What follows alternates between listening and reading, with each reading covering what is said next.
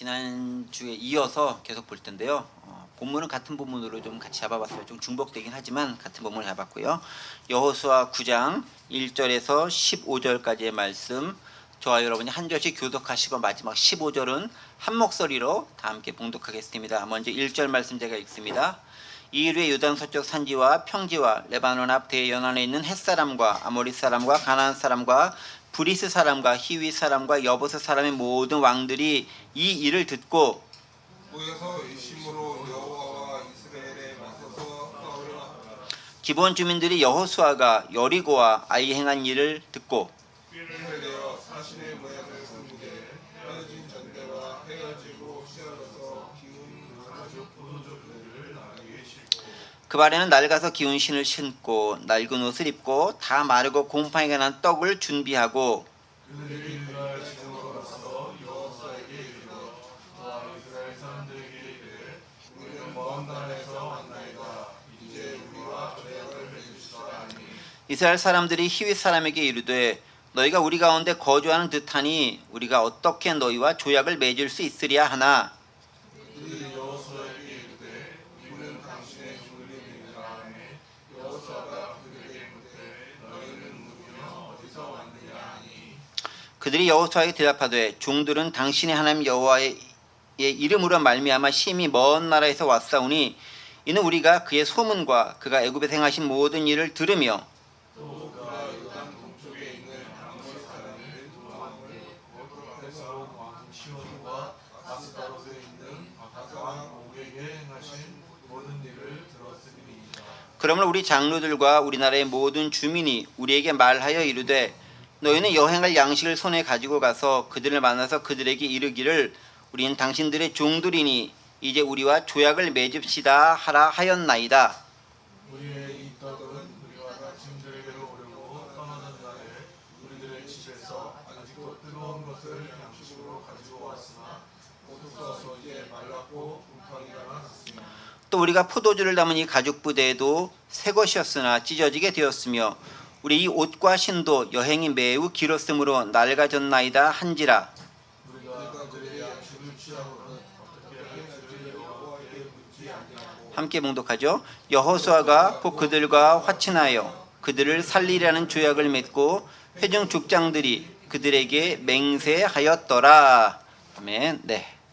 오늘 여호수아 9장에 있는 말씀 15절까지 다시 한번 지난 시간에 이어서 함께 살펴보도록 하겠습니다. 우리 지난 시간에 설교 본문의 제목이 뭐였죠? 기브온 거주민들의 속임수. 오늘 설교 본문의 제목은 똑같은데 2. 지난주에는 1이 없었고요. 그걸로 끝내려고 했었는데 다 못 끝내서 오늘 이제 2까지 연이어서 함께 말씀을 보려고 하겠습니다. 지난 시간에 가나안 족속에 대한 내용을 함께 좀 잠깐 살펴봤죠.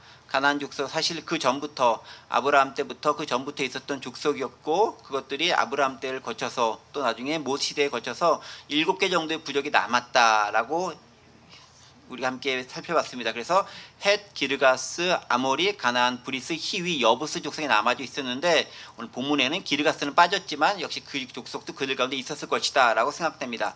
그중에 특별히 이제 관심을 갖는 것이 히위 족속인데 히위 족속은 오늘 본문에 나오는 기브온 성읍이 거주하고 있는 그 지역에 있는 족속이기 때문에 그렇다라는 말씀이었습니다. 자, 그런데 그 가나안 족속들이 이스라엘 백성들과 여호수아에 대한 생각에 대해서 두 가지 처음에 생각이 있어요. 처음에는 어떤 생각이었었죠? 처음에는 그들의 마음이 높고 정신이 혼미해져 가지고 되게 두려워했다라고 되어져 있습니다. 언제?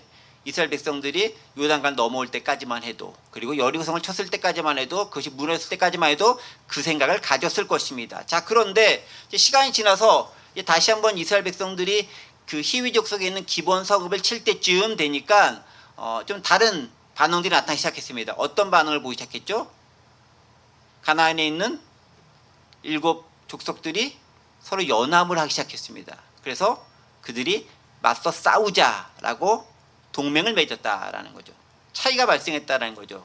어떤 차이가 발생했습니까? 전에는 마음이 높고 힘들었었는데 이제는 한번 붙어볼 만하다는 생각을 가졌다라고 말씀을 드렸죠. 이유는 뭐였습니까? 바로 아이성 전투에서 보였던 이스라엘의 실패와 실수의 모습들이 악의 세력들이 파고 들어갈 여지를 만들었다라는 거 우리는 함께 생각해 보았습니다. 자, 그러함에도 불구하고 바로 이스라엘 백성들과 연하여 있는 곧 자신들에게 맞닥뜨려질 운명이다라고 생각하고 있는 히위 족속의 기본 성읍 거민들은 다른 결정을 하게 됩니다. 그들은 어떻게 결정을 하게 되죠? 조약을 맺는 것이 좋겠다라는 생각을 하게 되고 그렇게 해 나가기 시작합니다. 자, 이런 모든 과정들 가운데서 하나님께서는 역사하신 것이 있다라고 말씀드렸죠. 특별히 개인적으로 봤을 때 라합을 통해서 한 역사, 또 하나님께서는 아간을 통해서 또 어떻게 역사하셨는가, 또 전체 이스라엘 민족 전체를 봤을 때는 어떻게 역사하셨는가, 또 가나안 족속 전체를 어떻게 보셨는가, 또 그 가운데도 오늘 본문에 나오는 기본 족속은 어떻게 역사하셨는가에 대해서 전체적인 맥락 가운데 또 개인 가운데 하나님의 역사하심과 대우하심이 각자 다르게 나타나는 것들을 보았습니다. 우리가 단체 가운데 있다면, 민족 가운데 있다면 어떤 모습을 띄어야 되겠고, 내가 개인이라면 어떤 모습을 보여야 하는지, 또 내가 유대인이냐 이방인에 따라 어떻게 행하는 것인가가 달라지고 그 결과에 따라서 하나님의 믿는 백성으로 살아가느냐 하나님의 원수가 되느냐가 결정된다는 것 우리 함께 생각해 보아야 됩니다. 자, 어쨌든 그런 모든 과정들 가운데서 오늘은 이제 기본 거민들이 중요한 인물로 등장하게 됩니다. 자, 기본 거민들은 이렇게 생각을 한 거죠. 이제 곧 우리 앞에 닥칠 현실적인 문제가 되었으니 우리가 그들과 맞서 싸우기에는 아무래도 쉽지 않다라고 느꼈을 것입니다. 왜냐하면 동맹을 맺었을 때는 저 멀리, 남북 지도가 지금 있는지 모르겠지만 남북에서부터 멀리서 오려고 하면 이게 쉽지가 않은 거예요. 여러분 가만히 보시면 알겠지만 이게 지금 싸우는 곳은 어디예요? 여기 있는 거잖아요. 여기가 여리고, 길갈, 아위, 베델, 기본 요 근처에 지금 있는데 이 전체가 싹 다 모여가지고 여기랑 싸우려고 하면은 시간이 얼마나 걸리겠어요? 이게 뭐 한두 명 사신이 오는 게 아니라 군대가 만약 온다고 하면은 이쪽에 있는 뭐 길가스 족속이나 헷이라든가 이쪽에 있는 사람들 아모리 뭐 그래서 이 사람 다 와가지고 여기서 뭉쳐서 한다? 이거 쉽지 않은 거예요. 시간도 많이 걸린 거예요. 그런데 기본 족속의 입장에서는 바로 앞에 코앞에 닥친 언제 쳐들어올지 모르는 그 상황인 거예요. 그러니까 그들에게 좀 다른 결정을 내릴 필요가 있다라고 보는 거죠. 왜? 시간도 걸리고 실제로 연합해서 동맹하기에는 너무 어려움이 현실적으로 많이 발견되기 때문에 그렇습니다. 그래서 그들은 나름대로 꾀를 낸 거죠. 어떻게? 이스라엘 백성들과 동맹을 맺어야 되겠다, 조약을 맺어야 되겠다라고 생각한 겁니다. 다른 가나안 민족들, 족속들에 대해서는 사실은 어떻게 보면은 배신이고 배반인 것처럼 보는 행동일지 모르겠지만 기본 사람들 입장에서는 살아남기 위한 최소한의 방법인 거예요. 일단 내가 살아야 되는 거니까. 사실은 우리가 일선 그 형벌이라던가 법책에서도 정당방위는 인정해 주는 거예요. 일단 내가 살아야 되는 거니까. 내가 죽었는데 뭘 한다? 그런 의미가 없는 거잖아요. 가장 중요한 게 생명이니까. 근데 그런 측면에서 기부원은 나름대로 그들이 택할 수 있는 최선의 방책을 택했다라고 볼 수 있습니다. 자, 어쨌든 간에 그들이 그런 택한 모습 가운데서 이제 여호수아와 이스라엘 백성을 만나게 되죠. 그게 지난 시간에 했던 6절에 있는 말씀입니다. 그들이 길갈 진영으로 가서 만나는 장면이죠. 여호수아에게 이르러 그와 이스라엘 사람들에게 이르되 우리는 먼 나라에서 왔나이다. 이제 우리와 조약을 맺읍시다 라고 이야기합니다. 자, 가만히 보세요. 6절 보면은 우리는 먼 나라에서 왔습니다. 조약을 맺읍시다 라고 이야기합니다. 그런데 특별히 뭐라 얘기하죠? 어디서 왔다고요? 먼 나라에서 왔습니다. 먼 나라에서 왔습니다. 먼 나라에서 왔습니다. 여기죠. We have come from a distant country. 멀리 떨어져 있는 곳으로부터 왔습니다 라고 이야기합니다. 왜 먼 나라라고 얘기할까요? 그리고 실질적으로 보시면 알겠지만 먼 나라에서 온 것처럼 의복도 다 헤어진 옷을 입고 오고 신발도 다 헤어진 신발 신고 오고 그 다음에 떡이라던가 먹을 포도주도 곰팡이 쓰는 걸 딱 들고 와가지고 마치 너무 지치고 오래돼서 이것이 곰팡이가 생긴 것처럼 만들고 꾸며서 오게 되는 거죠. 왜 이렇게 먼 곳으로부터 온 티를 내야 됐을까요? 지난 시간에 잠깐 말씀드리면 신명기에 있는 말씀들이 있죠. 우리 신명기에 있는 말씀들을 함께 다시 한번 보겠습니다. 신명기 7장 1절 5절 지난주부터 말씀인데요. 기록되어 있죠. 1절 네 하나님 여호와께서 너를 인도하사 네가 가서 차지할 땅으로 들이시고 네 앞에서 여러 민족 헷 족속 기르가스 족속 아모리 족속 가나안 족속 브리스 족속과 히위 족속 여부스 족속 곧 너보다 많고 힘이 센 7 족속을 쫓아낼 때에 뭐라고 되어 있죠? 너보다 많고 힘이 센 족속이라고 선언하고 있어요. 기본적으로 그들이 결코 약한 민족들이 아니다라는 건데, 그런데 하나님께서 이스라엘 백성 함께 하심으로 그 강력한 족속들을 하나하나 깨부시게 하는 거예요. 우리 태권도에서 금메달 딴 그 친구가 자기보다 랭킹이 높은 사람들을 하나하나 깨트리고 신문 보니까 도장 깨기라고 했던데, 도장 깨기를 통해서 마지막에 금메달 땄던 것처럼 지금 이스라엘 백성들이 자기보다 힘도 많고 세력도 세고 세력도 강하고 그리고 큰 족속들을 하나하나 물리쳐 가도록 하셨다라는 거예요. 그것들을 누가 봅니까? 기본 족속, 그 희위 족속 가운데 있는 기본 성읍 사람들이 다 보게 되었다라는 겁니다. 자, 그런데 신명기 7장 2절에 뭐라고 되어 있습니까? 네 하나님 여호와께서 그들을 내게 넘겨 내게 치게 하시리니 그때에 너는 그들을 진멸할 것이다. 그들과 어떤 언약도 하지 말 것이며 그들을 불쌍히 여기지 말 것이며 쭉 다 없애트리라 라고 얘기합니다. 누구를 그렇게 하라고요? 너희가 가나안 땅에 들어가서 만날 그 족속들을 하나하나 내가 다 쳐부수고 깨트릴 텐데, 그렇게 했었을 때 그들을 싹 다 진멸해 버려라라는 거예요. 어떤 누구도 불쌍히 여기지 말라, 어떤 언약도 맺지 말라라고 얘기합니다. 신명기에서 모세를 통해 하나님께서 이스라엘 백성에 주신 말씀이에요. 이걸 이스라엘 백성들도 잘 알고 있었겠죠. 자, 그런데 이게 이스라엘 백성들만 알고 있었던 것이 아니라 이 소문들이 이방인까지도 나가는 거예요. 가나안에 있는 다른 족속들도 그 소문들을 들은 거예요. 그러니까 그러다 보니까 이 가나안 지역에 있는, 즉 요단 서편에 있는 지역에 있는 족속들은 우리가 다 멸망될 위기에 있다라는 것들을 그들도 역시 알고 있는 거예요. 소문이 나니까 실제로. 그래서 나중에 여기는 좀 더 보시면 알겠지만은 우리가 어떻게 이스라엘 여호와 하나님께서 그리고 당신들이 어떻게 행했는지 우리가 이미 알고 있다라고 이야기를 하고 있습니다. 이미 알고 있는, 이들도 이미 알고 있는 거예요. 자, 그러다 보니까 우리가 이곳에 마치 살고 있는 사람이 아닌 것처럼 꾸밀 필요가 있는 거죠. 왜? 이곳에 살고 있는 사람으로 하면은 신명기에 있는, 즉 기본 거민들 입장에 봤을 때는 우리를 침공하려고 하는 저들의 믿는 하나님이, 저들의 믿는 신이 명령한 것이 바로 이곳에 있는 모든 사람을 죽이라고 했기 때문에 그 명령을 그들은 어길 수 없다라는 것들을 그들도 알고 있는 거죠. 그러다 보니까 마치 이곳에 살지 않는 사람들인 것처럼 멀리서 와서 조약을 맺으려고 하는 것처럼 꾸민다는 것을 우리는 오늘 본문을 통해 발견할 수 있습니다. 자, 그래서 이렇게 꾸미는 거예요. 그래서 이제 6절 말씀이 바로 그렇게 꾸미는 모습들을 드러내주고 있는 거죠.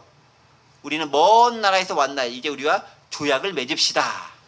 그러니까 당신들이 진멸해야 할 대상이 우리는 아닙니다. 그러니까 우리는 충분히 조약을 맺을 만한 자격이 있습니다 라고 속이는 거죠, 사실 따지고 보면. 그러나 기본의 입장에서는 살기 위한 생존의 몸부림인 거고요. 죽느냐 사느냐의 문제이기 때문에 그들에게 최대한 할 수 있는 나름대로의 방책을 취한 것이 오늘 본문 6절에 있는 그 말씀입니다. 자, 그러자 이제 7절부터는 그들과 대화하는 장면들이 나옵니다. 7절 보게요.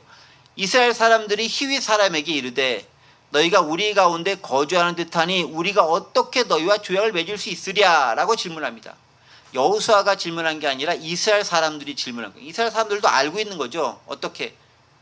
딱 행색을 보니까 먼 곳에 왔다고 얘기하지만 어떤 것도 보이는 그 분위기가 그들도 짐작컨대 뭐 사람이라는 게 다 비슷비슷하잖아요. 대충 다 알잖아요. 딱 짐작컨대 여전히 이쪽 쪽에 거주하는 사람인 것처럼 보여. 그리고 먼 곳에 왔다면 뭔가 왔었던 티가 어떻게 갑자기 이렇게 먼 곳에 굳이 여기까지 쫓아와가지고 길갈까지 쫓아와가지고 그렇게 할 조약을 맺으려고 할 이유가 있었을까? 먼 곳이라고 하면 여러분 어디가 뭐 지도를 보시면 알겠지만 먼 곳이라고 한다면은 최소한 요단강 저쪽 편일 거 아니에요. 근데 길갈은 지금 어디 있어요? 요단강 넘어왔잖아요. 굳이 요단강까지 넘어서 다시 이쪽으로 와가지고 이들과 조약을 맺읍시다 할 이유가 있을까요?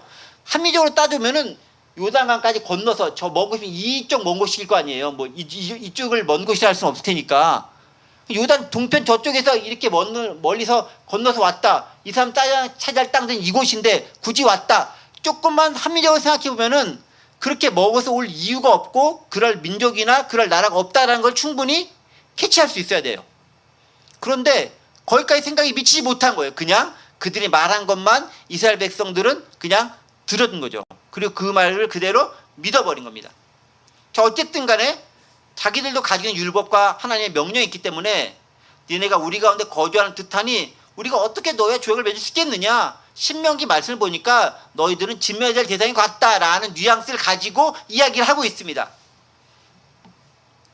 그러자 이제 그 이야기를 듣는 기브온 사람들이 여호수아에게 대답합니다. 8절이죠. 그들이 여호수아에게 이르되 우리는 당신의 종들입니다. 여호수아가 그들에게 묻되 너희는 누구며 어디서 왔느냐라고 묻습니다. 자, 이제 대화가 조금 더 어떤 걸 밝히냐면은 너희의 정체성이 뭐냐를 확인하는 것으로 질문이 조금 좁혀 들어가고 있습니다. 그 사람들이 제일 처음에 자신들을 어떻게 소개하고 있습니까? 우리는 먼 나라에서 왔는데 누구라고 소개하죠? 당신의 종들입니다. 자신들을 엄청 낮추어서 얘기하고 있죠. 여기 보면 We are your servant라고 얘기하면 servant. 당신의 종들입니다. 라고 얘기해요. 당신의 동맹국입니다. 당신의 우방입니다. 당신의 친구입니다. 네이버입니다. 이렇게 얘기하지 않고요. 당신의 종들입니다. 라고 낮추어서 들어가고 있는 거죠. 그러니까 이미 이런 말들을 통해서 이스라엘 백성들이 혹이나 가지고 있을 수 있는 어떤 위압감이나 위험에 대한 부담감들 애초에 없애버리려는 거예요. 당신의 종들이기 때문에 당신이 절대로 두려워하지 않아도 됩니다. 우리는 당신들보다 수준이 한참 떨어지고 능력도 없고 그저 당신들을 섬기는 위치밖에 할 수밖에 없는 그런 사람들입니다. 라고 자신들을 소개하면서 낮추어서 들어가고 있는 겁니다. 그것도 일종의 전략인 거예요. 그러니까 우리가 누군가 대화하고 할 때 물론 이제 두 가지 전략이 있어요. 우리 나를 강하게 내보여서 적으로 하면 쫄아가지고 조약을 맺게 하는 방법도 있고, 두 번째는 어떤 거냐면은 내가 아무것도 아니기 때문에 신경 써도 안 됩니다. 신경 쓸 필요 없습니다. 그럴만 존재가 아닙니다. 라고 해서 그들을 방심하게 만들어서 그들 가운데 들어가서 조약을 맺게 하는 방법이 있는 거예요. 근데 기본 검증은 어떤 방법을 택했냐면은 우리 아무것도 아닌 사람들입니다. 라는 방법을 택한 거죠.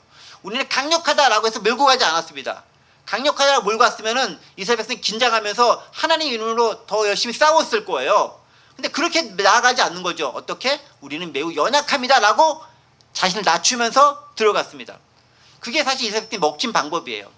왜 이스라엘 백성들은요, 강한 적 앞에서는 오히려 긴장해서 하나님의 도움으로 싸워 이깁니다. 여리고성 그렇게 이겼어요. 자, 그런데 아이성 어떻습니까? 되게 작고 연약한 성읍이에요. 아이성은 다른 성읍들에 비하면. 그런데 만만히 보다가 들어갔다가 싸움에서 낭패당하고 쫓겨나왔던 경험들이 있습니다. 여전히 이스라엘 백성들은 그런 경험을 체험했음에도 불구하고 그들은 여전히 교만한 마음과 경솔한 마음을 가지고 있는 거예요. 그러니까 우리는 낮은 존재입니다. 아무것도 아닌 종들입니다. 라고 하니까 그렇구나 라고 그냥 받아들인 거죠. 즉 위협이라던가 그들을 강력한 힘을 가진 적으로 여기지 않고 순수하게 받아들이게 되는 실수를 범하게 됩니다. 자, 어쨌든 간에 여호수아는 질문을 하는 거죠. 너의 정체성이 뭐냐? 종들입니다. 자, 그럼 또 묻습니다. 너희는 누구며 어디서 왔느냐? 너희는 누구며 어디서 왔느냐? 이제 좀 더 구체적으로 물어보세요. 너희는 누구며 어디서 왔느냐? 그러니까 9절에서 이야기하고 있죠. 9절 보십시오. 그들이 여호수아에게 대답하되 종들은 당신의 하나님 여호와의 이름 말미암아 심히 먼 나라에서 왔사오니 이는 우리가 그의 소문과 그가 애굽에서 행한 모든 일을 들었습니다. 라고 얘기하면서 쭉쭉쭉 이야기를 진행시켜 나가고 있습니다. 자, 그런데 보세요. 8절에서 여호수아가 뭐라고 질문하죠? 여호수아의 질문이 뭡니까? 여호수아가 그들에게 묻되 뭐라고 묻습니까? 너희는 누구냐? 그 다음에 어디서 왔느냐? 두 가지 질문이죠. 첫 번째 질문 뭐라고 했죠? Who are you? 또 누구야? 두 번째 질문이 뭐죠? Where do you come from? 어디서 너 왔어? 너 누군지, 그 다음에 어디서 왔는지 대라 라고 얘기합니다. 자, 그런데 기브온 사람들이 뭐라고 대답합니까? 가만히 9절 말씀 보세요. 그들이 여호수아에 대답하되 종들은 당신 하나님 여호와 이름 말미암아 심히 먼 나라에서 왔사오니. 어디서 왔다고 됩니까? 먼 나라에서 왔다고. 어디서 왔는 건 대답하는데 구체적으로 그 나라가 어딘지를 대답해요, 안 해요? 안 하죠. 그냥 먼 나라. 되게 막연한 거잖아요. 먼 나라가 어디가 먼 나라예요? 여러분 이제 먼 곳에 왔다 그러면은 사람마다 멀다와 가깝다의 기준이 다 달라요. 제가 생각하는 많다의 기준과 저희 부인님이 많다고 생각하는 기준이 달라요. 개수가 달라요. 사람에 따라 다를 수밖에 없어. 그렇지 않습니까? 그러니까 먼다니까 어디가 뭔지 모르는 거예요. 기본 사람들이 봤을 때는 이렇게 변명될 수 있는 거예요. 예를 들면 아이성 바로 옆에 베델 정도가 가깝고요. 나머지는 다 먼 겁니다. 이렇게 생각할 수 있는 거예요. 그러면 아이성과 베델과의 보다 기본이 훨씬 떨어져 있긴 하잖아요. 지도상으로. 그럼 기본은 멀어요, 가까워요? 멀 수도 있다라고 둘러댈 수도 있는 거예요. 그렇죠? 그러니까 내가 어느 지역에서 왔다라고 얘기하지 않아요. 그냥 먼 나라. 여기 보세요. 아이성과 베델은 얼마나 가까워요? 바로 여기잖아요. 가깝죠. 가까워. 그런데 기본은 어디 있습니까? 훨씬 멀죠. 몇 배는 떨어졌죠. 그러니까 이런 기준을 봤을 때는 먼 나라가 될 수도 있는 거예요. 그렇죠? 그러니까 나름대로 어떻게 대답해야 될 것인가에 대한 여지, 즉 도망갈 구멍을 만들어 놓고 지금 이야기하고 나름대로 치밀하게 생각을 한 거예요. 이 사람들 입장에서는 따지고 보면. 자, 그런데 구체적으로 그 먼 곳이 어디인지는 절대 얘기하지 않아요. 그렇죠? 그 다음에 또 한 가지. 여호사가 뭘 질문했다 그랬죠? 또 누구야? Who are you? 너 누굽니까? 그 뭐라고 대답해야 됩니까? 나는 어느 족속 사람입니다. 어느 성읍 사람입니다. 어느 민족 사람입니다. 이거 얘기해야 되는 거 아니에요? 소속을 밝혀야 되는 거잖아요. 소속을 밝혀요, 안 밝혀요? 그 얘기 없어요. 그 얘기는 쏙 빼놓습니다. 왜? 그걸 밝히는 순간 내 정체가 드러나게 되는 거죠. 그러니까 이런 부분들이 이스라엘 백성들 마찬가지지만 여호수아 역시 되게 꼼꼼하게 살펴보지 않는 거예요. 대충 드는 거죠. 대충 먼 나라에서 왔구나. 그것도 형색 보고 몰골 보니까 진짜 그런 거 같네? 라고 겉만 보고 싹 판단한 거죠. 근데 치밀한 사람이라면 하나하나를 따져볼 수 있어야 되는 거예요. 성경도 마찬가지예요. 대충 봐가지고는 이단들의 밥이 되게 딱 적합해요. 조금만 이제 물고 들어가면 그 다음에 잘 모르잖아요. 그 다음부터 이제 막 이렇게 막 이게 이렇게 붙이고 저렇게 붙이고 이렇게 붙이고 하는 것에 대해서 제대로 답변을 못합니다. 그럼 넘어가는 거예요. 꼼꼼하게 제대로 차근하게 알고 차근차근 알고 있지 않으면 딱 넘어가기 쉬운 정도의 수준밖에 안 되는 거예요. 그들은 먹잇감이 되게 딱 좋은 단계라는 거죠. 그러니까 어설프게 알면 안 돼. 아예 모르든가 알려면 제대로 알든가. 저는 모르는 쪽을 택했습니까? 라고 할 수 있겠죠? 그럼 구원에서 멀어진 거니까 그건 안 되는 거잖아요. 알되 어떻게? 제대로 알아야 된다라는 거죠. 여호수아 이스라엘 백성들이 제대로 치밀하게 꼼꼼하게 질문하지 않은 거예요. 그러니까 질문을 했는데 대답을 듣지 않은 거죠. 살펴보지 않은 것에 그들의 큰 문제점과 허점이 드러나는 것입니다. 자, 그런데 그들이 기본선이 뭐라고 대답합니까? 9절 말씀 가만히 보세요. 먼 나라에서 왔는데 물어보지 않은 질문, 물어보지 않은 질문에 대해서 나름대로 답변을 하고 있습니다. 이게 이제 자기들을 속이기 위한 방법이죠. 뭐라고 답변합니까? 9절 하반절. 이는 우리가 그의 소문과 그가 애굽에서 행한 모든 일을 들었고 10절 또 그가 요단 동편에 있는 아모리 사람의 두 왕들 곧 헤스본 왕 시온과 아스타롯에 있는 바산 왕 옥에게 행한 모든 일을 들었습니다 라고 이야기를 합니다. 뭘 들었다고요? 우리가 그의 소문을 들었습니다 라고 얘기합니다. 당신들의 소문을 들었습니다. 그리고 그가 애굽에서 행한 모든 일들을 우리가 이미 들었습니다. 그러니까 정확히 얘기하면 이제 여호와 하나님께서 당신들이 섬기는 그 신이 어떻게 행했는지 그리고 그 민족과 이스라엘과 더불어 어떻게 했는지를 우리가 소문을 들었습니다라고 이야기합니다. 이거는 여호수아가 질문한 내용이 아니잖아요. 근데 왜 이야기를 하는 거죠? 질문하지 않았지만 이것으로 주의를 돌리는 거죠. 주의를 환기시켜서 돌린 다음에 자신들이 원하는 쪽으로 이끌어 가기 위한 화법을 지금 구사하고 있는 거예요. 이게 반복적으로 등장을 해요. 우린 종들인데요. 물어보지 않는데 우리 종들인데요. 멀리서 왔습니다. 어디서 왔습니다. 그래서 반복적으로 계속 이야기를 하고 있는 거예요. 하지만 정작 여호수아가 물었던 그 질문에 명확한 답변은 하지 않습니다. 그러니까 우리가 이런 걸 생각할 필요가 있는 거예요. 면접 볼 때 질문관들은요. 두루뭉실하게 많은 대답을 하는 게 원하는 게 아니라 내가 물었던 질문에 명확한 답을 알고 핵심적으로 답을 하는가를 되게 중요하게 보는 거예요. 그게 빠지면 아무리 많은 얘기를 하더라도 다 헛거인 거예요. 근데 지금 여기 있는 사람들, 기본 사람들은 헛것을 얘기하지만 그 헛것을 멋있게 치장하고 포장을 하고 있습니다. 어떻게 포장합니까? 당신들이 어떻게 과거 행한지 우리가 들었습니다. 우리 너무 놀랐습니다. 당신들의 하나님이 어떤 일 행하는지 우리가 다 들었고 너무 놀랐습니다. 우리가 그래서 그것 때문에 우리가 이곳에 왔습니다 라고 하면서 그들의 자존심과 그들이 행했던 일들을 막 치켜세워 올려주면서 그들의 마음이 부흥 뜨게 만드는 거죠. 그래서 사실을 보지 못하고 간과하도록 유도하고 있습니다. 작전을 펴는 거죠. 세상의 처세술보다도 더한 처세술을 지금 기본 거민들이 하고 있는 거예요. 성공해야 되는 방식을 보여주고 있는 거예요.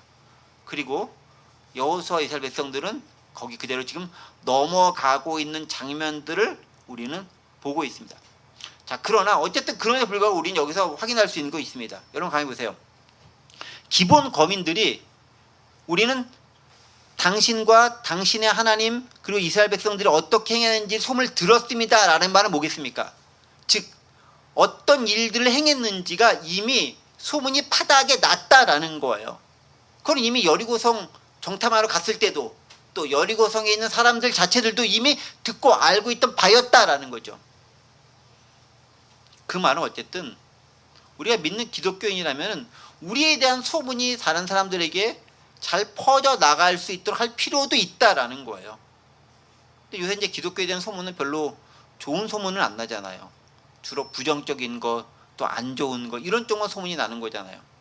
게다가 이제 기독교인 인구는 점점 줄어들고 있고 교세는 약화되고 있고 진실한 신앙을 가진 사람들은 점점 줄어들고 있습니다. 기독교인은 기독교가 어떤지를 보여줄 수 있는 대표적인 표상인데도 불구하고 그들이 하나님을 제대로 드러내지 못하니까 많이 힘들어하고 있는 모습, 즉 그걸로 인해서 많은 사람들이 기독교를 떠나고 있는 모습들을 우리는 발견할 수 있습니다.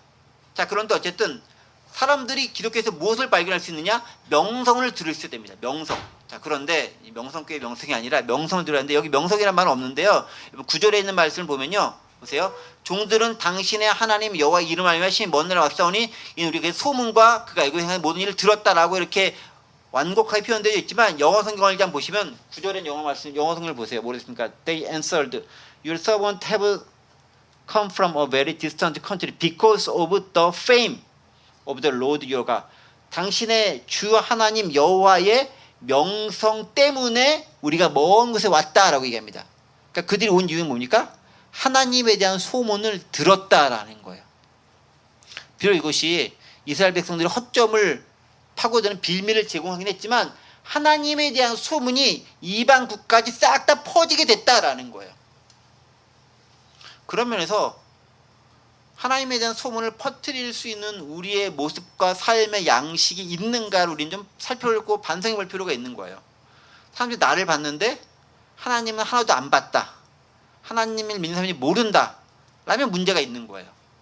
나를 통해서 하나님을 발견할 수 있는, 즉 명성을 얻을 수 있는 것이 될 필요가 있다라는 것, 우리는 그것을 확인해보고 그것을 나름대로 지향해 갈 필요가 있습니다. 자, 그 다음에 계속 이 이야기를 이어가고 있죠. 11절 말씀이에요. 그러므로 그 하나님의 명성에 대한 소문을 우리가 들었기 때문에 그러므로 11절 우리 장로들과 우리나라의 모든 주민이 우리에게 말하여 이르되 우리는 사신입니다 이런 거죠. 너희는 여행할 양식을 손에 가지고 가서 그들을 만나서 그들에게 이르기를 우리는 당신들의 종들이니 이제 우리가 조약을 맺읍시다 하라 하였나이다. 이 말이 얼마만큼 사실일까요? 우리는 이 말이 얼마만큼 사실인지 판단할 수 없어요. 왜냐하면 일정 부분은 사실이고 일정 부분들은 과장된 것이기 때문에. 왜냐하면 실제로 기본 사람들끼리 나름대로 결정했을 수도 있잖아요. 그럼 실제로 기본 가운데 있는 장로들과 사람들이 실제로 얘기했을 거 아니에요. 실제로 그들 소문도 들었잖아요. 다만 구체적으로 어느 나라에서 어떻게 왔는지 무엇 때문에 왔는지에 대한 속셈을 감추고 이야기하는 것인 거죠. 그러니까 사실과 사실이 아닌 것들이 혼합되어져 있습니다. 세상에 많은 것들이 그래요. 우리를 힘들게 하는 것들은 그거예요. 그러니까 이거인 거죠. 사실이 딱 있고 거짓이 딱 있으면은 분별하기가 어떻게 보면 되게 쉬워요. 사실이냐 아니냐 이것만 판단하면 돼. 근데 많은 것들은 뭐냐면요, 사실과 사실이 아닌 것들이 섞여 있어요. 구분하는 건 무척 어렵습니다. 여러분 요새 그 적절한 얘기인지 모르겠지만은 올림픽 요새 한참 진행되고 있잖아요. 이제 오늘 이제 폐막할 텐데 올림픽에서 좋은 소식도 많이 있었지만 이제 우리 기자회견이 있었잖아요. 안세영 배드민턴 1등한 그 친구가 기자회견을 했어요. 기자회견 하면서 이러이러하다라고 이제 협회에 대해서 이제 나름대로 속상한 것들, 억울한 것들, 그 다음에 나름대로 이렇게 온전치 못했던 부분들, 나를 얼마나 힘들겠다라는 부분들을 폭로했습니다. 그 다음에 거기에 대해서 또 협회가 또 이제 A4 한 10장쯤 되는 분량, 10장인지 모르겠지만 꽤 많은 분량으로 조목조목 반박을 했다라고 이야기를 하고 있습니다. 자, 그러면 안세영이나 협회에서 얘기했던 부분들이 누구 하나는 사실이고 누구 하나는 거짓일까요? 둘 다 사실을 말하고 있고요. 둘 다 과장이 들어가 있는 거예요. 어느 한 사람만이 온전하게 진리를 말하고 있다라는 게 아니라 그들도 사실에 기반하고 있지만 거기에는 자신의 감정도 들어가고 있고요. 자신의 판단도 들어가고 자신의 생각도 들어가고 자신의 추측도 들어가는 거예요.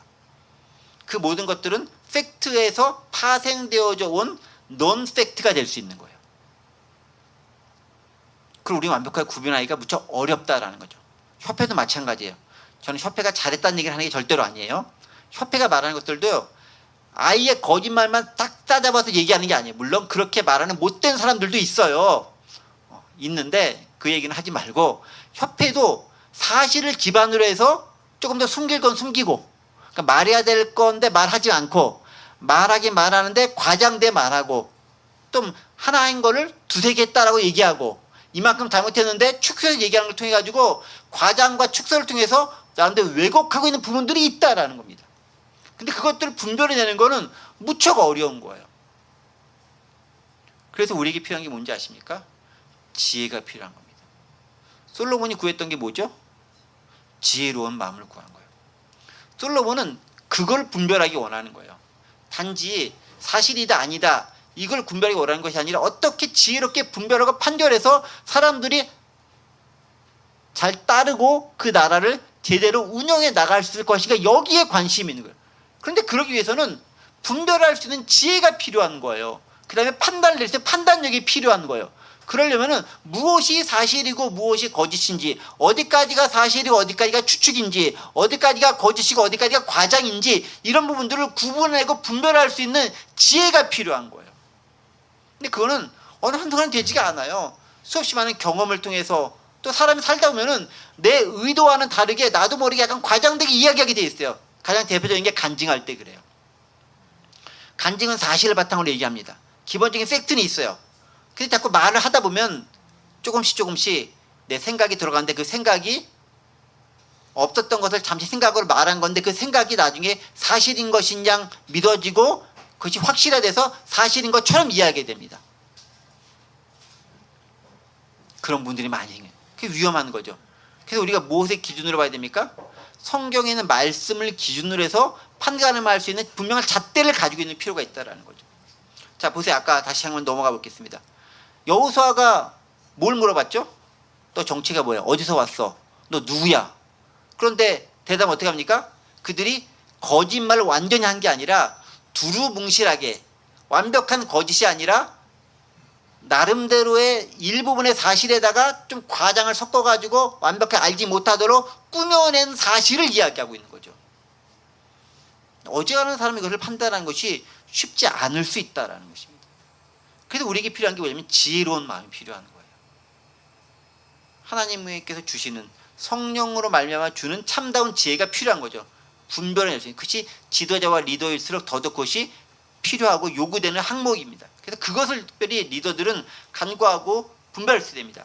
영적 분별력을 기르는 것, 신앙인의 분별력을 기르는 것, 이거 무척 필요하고 중요하다라는 것입니다. 자, 그 다음에 또 한 가지 생각해 볼 필요가 있습니다. 자, 그러면 기본 사람들은 정말 나쁜 사람들이냐?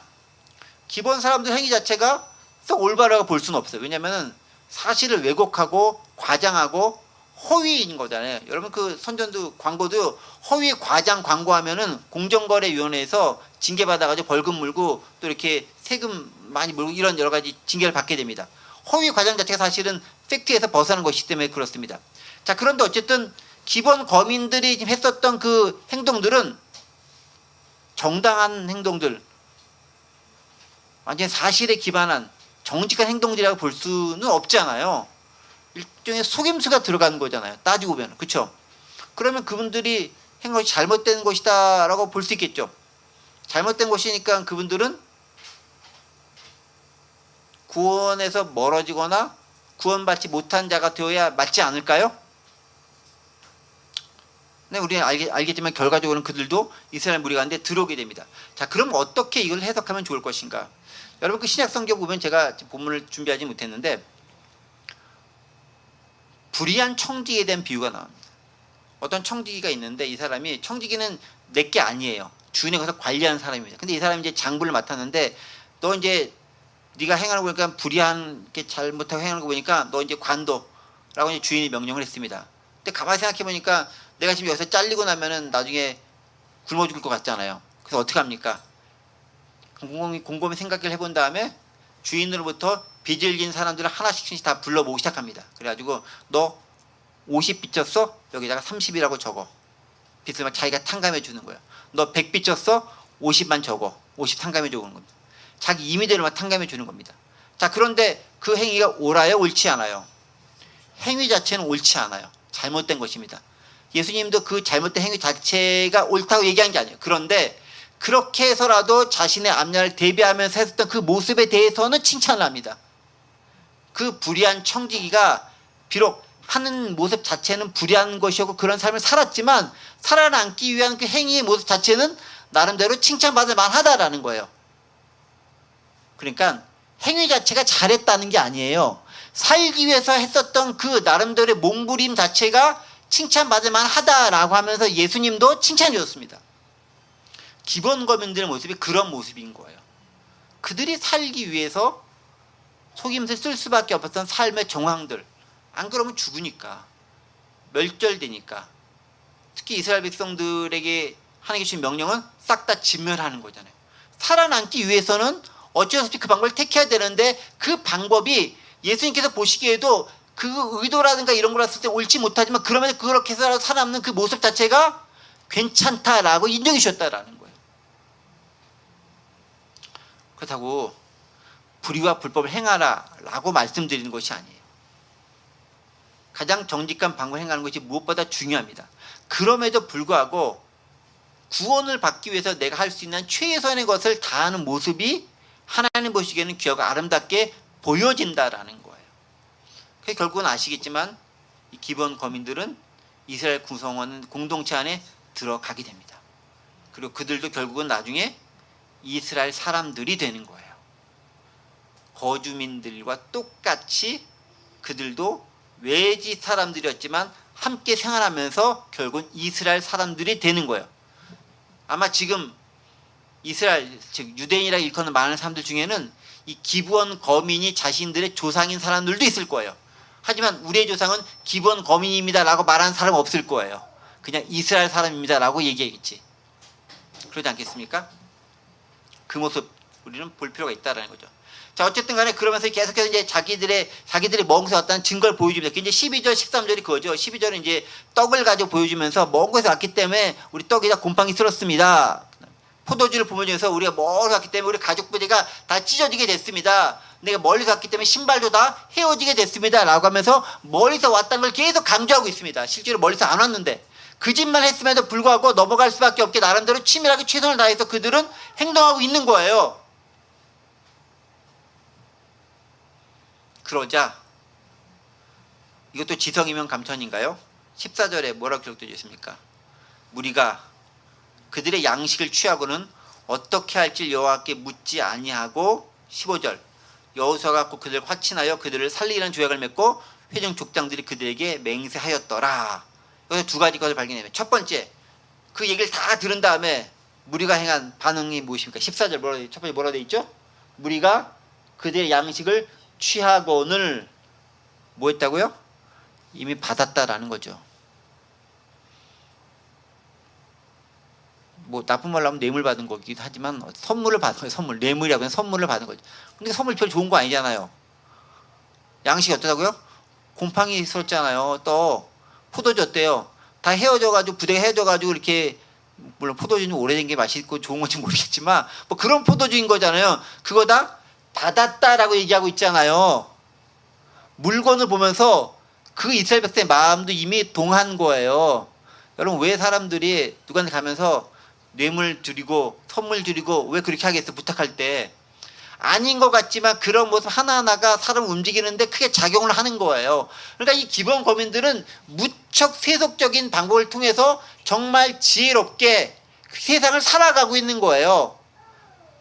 우리가 세상에서 세상을 볼 수 있는 방법 그대로 똑같이 쓰는 거예요. 지금 시대만 다른 거예요. 지금 뭐 뇌물과 선물 딱 주고 있잖아요. 그러니까 이스라엘 백성들도 그러면 안 되지만 넙죽 받잖아요.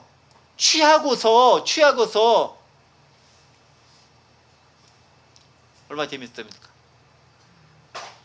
그 다음에 뭘 했습니까? 여호와께 묻지 않고. 이게 가장 치명적인 실수죠. 여호와께 묻지 않고 치밀하게 따져보지도 않을 뿐만 아니라 하나님께 묻지 않았다. Did not inquire of the Lord. 주님께 요청하고 질문하거나 묻지 않았다. 근데 가만히 보세요. 이거 지난번에 아이성에서 했던 잘못이잖아요. 아이성에서도 하나님께 기도하지 않고 지 맘대로 자기들 결정하고 가가지고 깨갱하고 쫓겨왔잖아요. 한번 혼났잖아요. 또 똑같으면 또 하고 있잖아요. 사사기까지 넘어갈 필요도 없어요. 여호수아가 지도자로 있는 이스라엘 백성들도 이 모습 그대로 보이는 거예요. 놀랍죠? 놀랍죠? 그게 인간의 모습이라는 거예요. 한순간 방심하는 순간 그들의 종들입니다 라고 낮아진 그 모습을 보는 순간 그들이 가지고 온 물건을 보는 순간 즉 그들의 말과 감언 이설과 그들이 갖다주는 그 물건을 보는 순간 눈과 마음이 뒤집혀서 사리 분별할 수 있는 능력을 상실해버린 거죠. 그러니까 여호와께 질문하고 기도해야 되는 것들을 잃어버린 겁니다. 잊어버린 겁니다. 묻지 않았단 말은 기도하지 않았다라는 거죠. 여호와로부터 지상을 받지 못하는 거잖아요. 승리했던 지금까지 싸움은 다 하나님께서 지시를 정확하게 해주잖아요. 그거에 따라 움직여서 승리했잖아요. 그렇게 하지 않았다라고 얘기합니다. 그리고 그 책임이 여호수아에게도 있죠. 15절 뭐라 했습니까? 여호수아가 곧 그들과 화친하여 그들을 살리라는 조약을 맺고 회중 족장들이 그에게 맹세했더라. 여호수아도 그 무리 가운데 있었어요. 제동을 걸고 이렇게 해야 되는데 여호수아도 그만한 탁월한 리더까지는 못됐다라는 거죠. 분별력 있는 행동을 하지는 못했다라는 것입니다. 그 모습들이 여호수아는 또 다른 리더를 길러내지 못한 한계가 여기서 드러나는 것은 아닌가 싶은 추측도 가능한 것이 아닌가 싶습니다.